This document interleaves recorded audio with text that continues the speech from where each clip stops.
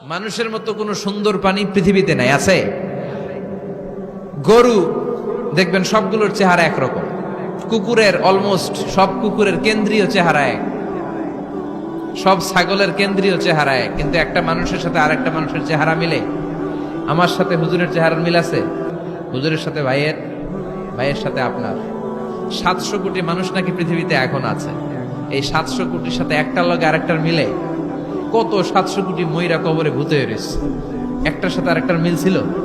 আরো কত 700 কোটি যে কিয়ামতের আগে আসবে, একজনের সাথে আরেকজনের চেহারার কোনো মিল খাবে?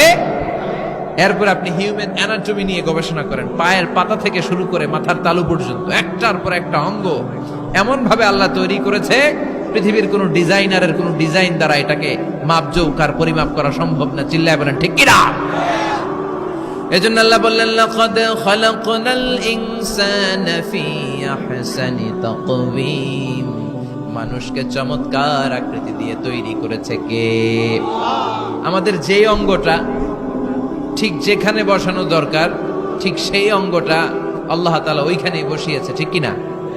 আল্লাহর সৃষ্টির মধ্যে কোনো খুঁত ধরার, ভুল ধরার ক্ষমতা কারো আছে? এক লোক বট গাছের তলায় বসে বিশ্রাম নিচ্ছে, আর বট ফল দেখে অবাক যে এত মোটা বট গাছ, ফলগুলো এত ছোট। বট ফল ছোট হয় না নাকি এত বড়? আর পাশেই ছিল কুমড়া গাছ, লাউ গাছ। আল্লাহরে গালে দিতেছে, আল্লাহর কি রুচি! চিকন চিকন কুমড়া গাছ, চিকন চিকন লাউ গাছ, এত বড় ফল, আর ইয়া মোটা বট গাছ, এতটুকু ফল। আল্লাহরে গালি দিতে দিতে ঘুমায় গেছে। আল্লাহরে গালি মারতে মারতে কখন যে ঘুমায় গেছে নিজেও জানেন। হঠাৎ একটা বট ফল পড়ছে একেবারে নাকে, লাফ দিয়ে উঠেছে, উঠে দেখে নাক দিয়ে রক্ত বেরোচ্ছে, ব্লিডিং। নাকের রক্ত মুছে আর পড়তে আরম্ভ করছে আলহামদুলিল্লাহ। কি পড়ে? মনে মনে কয়, আল্লাহরে কেন গালি দিলাম? ওই কুমড়া যদি এইখানে হইতো, ওই লাউ যদি এইটার উপরে হতো, কুমড়া যদি একটা নাকের উপরে পড়তো, আমি নিজেই কুমড়া হইয়া যাইতাম, ঠিক কিনা? সুবহানাল্লাহ পড়েন। মা খালাকতা হাযা বাতিলা। এমনি এমনি আল্লাহ কিছু বানায় নাই, যেখানে যেটা যতটুকু দরকার সেটা করে দিয়েছে কে? চোখ যেখানে থাকা দরকার চোখ দিছে কে? নাক যেখানে দরকার নাক দিছে কে? চোখ কান এদিকে না হইয়া যদি অন্যদিকে হইতো সুবিধা হইতো? চোখ দুইটা মনে করেন এদিকে নাই, আছে এদিকে, এদিকে একটা চোখ, এদিকে, সুবিধা হইতো? খাওয়ার সময় আমরা প্রথমে দেখি, নাক দিয়ে শুকি, তারপরে মুখে মারি, ঠিক কিনা? তো চোখ যদি পিছনে হইতো, প্রত্যেকটা খাবার নিয়ে চোখটা দেখানো লাগতো এই ব্যাপার, তাই না? নাকও যদি এইখানে না হয়ে এদিকে নাকটা হইতো, খাবার নিয়ে ঘ্রাণ শুকতে চাইলে পেছনে নিয়ে। দেখেন কি সেটিং! চোখ যদি এইখানে না থেকে মাত্র 2 ইঞ্চি উপরে যদি আল্লাহ দিত, এদিকে একটা চোখ এদিকে একটা চোখ, সেজদা দিতে পারতেন? চোখ বন্ধ করে সেজদা দেওয়া লাগতো, ঠিক কিনা? ফুটবল খেলতে পারতেন? ফুটবলে হেড দিলে ডিমের মতো পোষ হয়ে যেত চোখ দুইটা। সুবহানাল্লাহ পড়বেন না?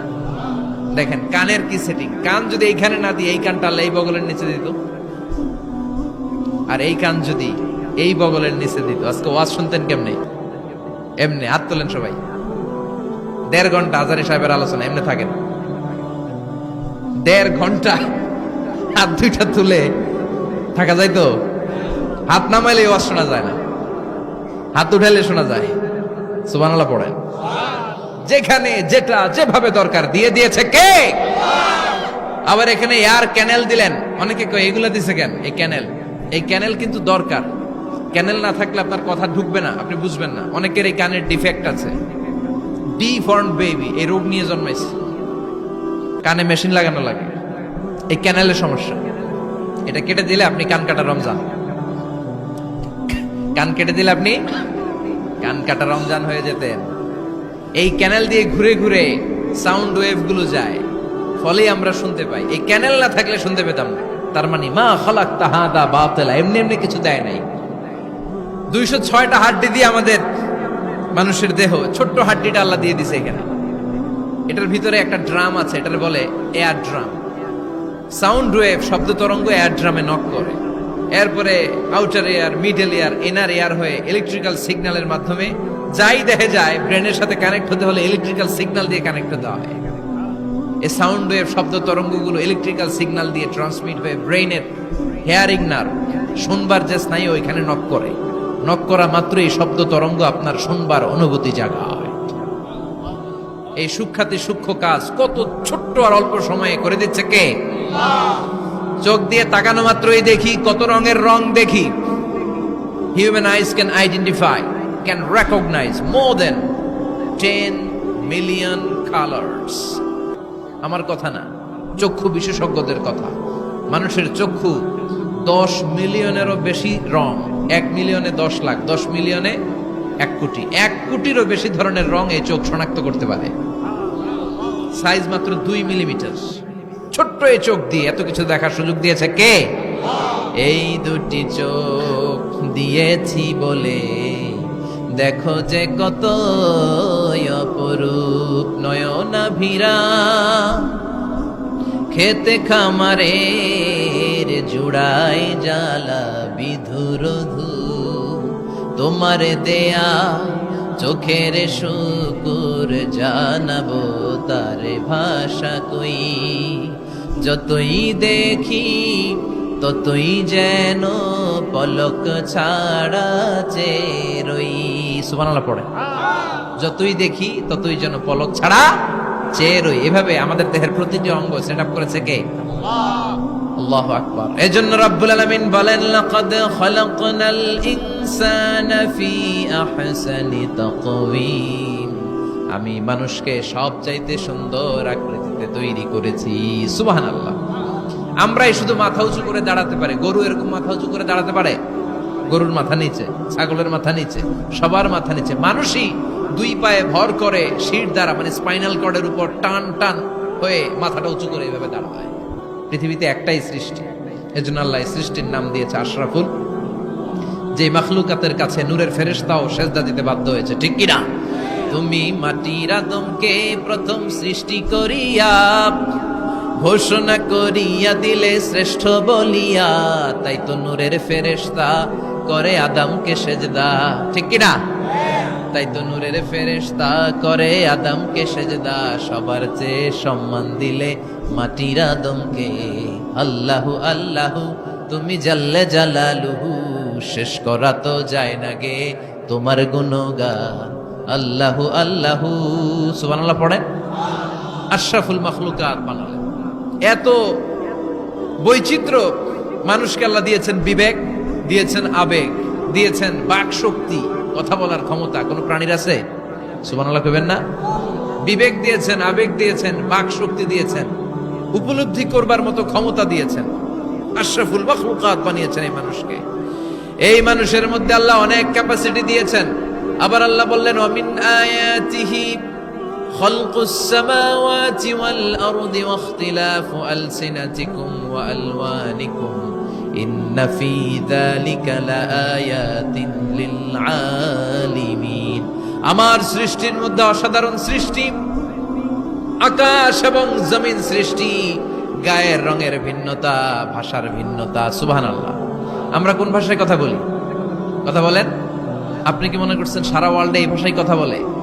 ইন্ডিয়ানরা বলে হিন্দিতে, ইংরেজরা বলে ইংরেজিতে, আরাবিয়ানরা বলে আরবিতে। ঠিক কিনা?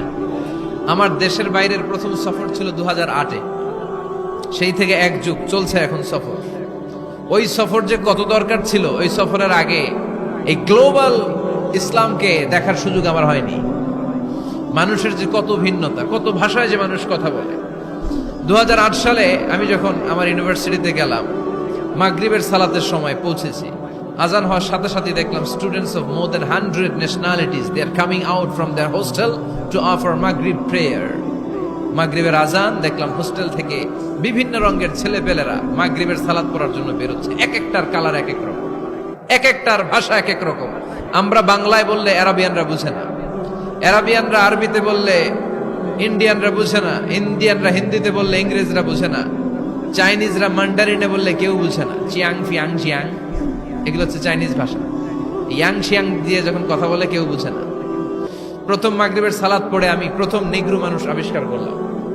এর আগে কোনোদিন কালো মানুষ দেখি নাই। সালাম ফিরে ডানে দেখি এক নিগ্রু, বায়ে দেখি আরেক নিগ্রু, সিকিরামান কাতিবিন। এই নিগ্রু দেখে আমি দিছি দৌড়। সবাই কই দৌড়ান কেন? আমি বললাম এরা কারা? আমারে বলা হলো এরা আপনার বন্ধু। এরা কি? এই কালো লোক নাকি আমার বন্ধু। বললো 5 বছর এই নিগ্রুদের সাথে আপনার থাকতে হবে। 100টারও বেশি দেশের ছাত্র আমরা একসাথে থেকেছি, কারো ভাষা কেউ বুঝে না, কারো গায়ের রঙের সাথে কারো গায়ের রঙের মিল নাই। চিল্লায় বলেন সুবহানাল্লাহ। এজন্য রব্বুল আলামিন বললেন লাকাদ খালাকনাল ইনসানা ফি আহসানি তাকওয়িম, আমি মানুষকে চমৎকার আকৃতিতে তৈরি করেছি। সুম্মা রাদাদনাহু আসফালা সাফিলিন, তারপর মানুষকে আমি আবার নিম্নমুখী করেছি। মানুষের সৌন্দর্যটা সব সময় থাকে না। এই যে যুবক অবস্থায় আমাদের কি সুন্দর চামড়া, কি সুন্দর দেহ, বয়স যখন 70-80 হবে এরকম থাকবে? কথা বলেন না। এই কালো দাড়িগুলো সাদা হয়ে যাবে, বয়সের ভারে মিজানুর রহমান আজহারি নুজ্জ হয়ে যাবে, লাঠি লাগবে তখন। তখন স্টেজে উঠবে, হায়াতে বাসায় থাকলে লাঠি নিয়ে উঠতে হবে। কথা কন। আমার নানা বাইরে দেখতাম গাড়িতে একটা লাঠি রাখতো, মরহুম পীর সাহেব গোলাম সাদেক সাঈদী, গাড়িতে সব সময় লাঠি। এই লাঠি নিয়ে গাড়ি থেকে বেরোতো, লাঠি দিয়ে সিঁড়ি বেয়ে উঠতো, মাঝে মাঝে আমরা ধরেও উঠাতাম। তো উনি কি এরকম ছিল না? একদিন ইয়াং তাগড়া যুবক, রং ধরা যৌবন, জং ধরে শেষ থাকে না, আসফালা সাফিলিন। এর দুইটা তাফসীর, একটা হচ্ছে ইলা আরজালিল উমর, সব সময় মানুষ যুবক থাকে না, একটা সময় তারে বৃদ্ধ বানিয়ে দেয় কে? আবার আল্লাহ বুঝালেন মানুষ ভালো হলে অনেক ভালো হয়, খারাপ হলে অনেক খারাপ। মানুষ ভালো হলে ফেরেশতার চেয়ে ভালো, মানুষ খারাপ হলে পশুর চেয়েও খারাপ। কথা বলেন ঠিক কিনা? এক পশু আরেক পশুরে মারে না, এক পশু আরেক পশুরে হত্যা করে না, কিন্তু মানুষ মানুষের মারে কি মারে না? A lion never kills a lion, a dog never kills a dog, an elephant never kills an elephant. একটা হাতি একটা হাতিরে মারে না, কুকুর কুকুরে মারে না, কিন্তু মানুষ মানুষকে মারে কিনা? এজন্য আল্লাহ বললেন লাকাদ খালাকনাল ইনসানা ফি আহসানি তাকওয়িম সুম্মা রাদাদনাহু আসফালা সাফিলিন ইল্লাল্লাযীনা আমানু ওয়া আমিলুস সালিহাতি ফালাহুম আজরুন গায়রু মামনুন। দুই শ্রেণীর মানুষের এই বিপদ নাই, যারা ঈমান এনেছে, সৎ কর্ম করেছে। কার কথা? তবে ঈমানটা হতে হবে নির্ভেজাল। ওই ঈমানে শিরকের কোনো ছিটে ফোঁটা থাকতে পারবে? তাহলে ওই ঈমান আপনারে মুক্তি দিবে। চিল্লায় বলেন ঠিক কিনা?